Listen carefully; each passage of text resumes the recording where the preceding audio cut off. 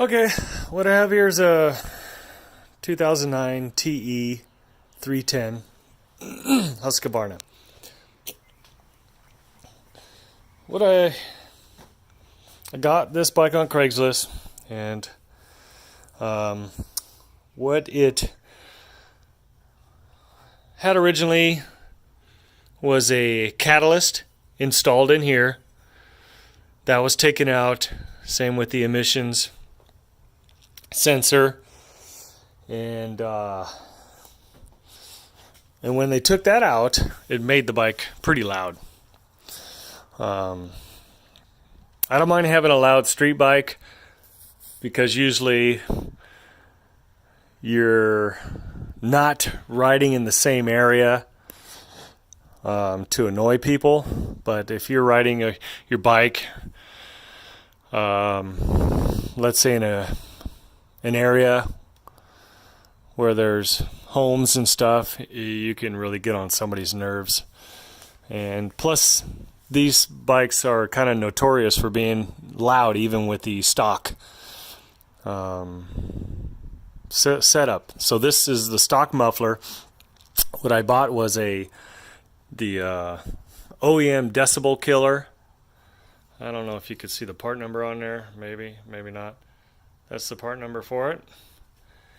And this is the Decibel killer. If you get the baffle, it's shorter. But this is the actual Decibel killer. And so what I did was I riveted a spark arrestor on there. I've seen one of them tack welded on there, but this one here I riveted, and this is kind of what it looks like. And so if you want to make it forestry approved, I took a regular spark arrestor and just sawed off the rim. So this is what normally you would come with, is this spark arrestor. It comes with this lip, and you put it on a different type of bike. So I cut it off, and then I took a hose clamp and clamped it really tight to get it nice and firm on there, so it's not all bulgy. Then I put in 4 steel rivets. You don't want to use aluminum. It would be best to use stainless.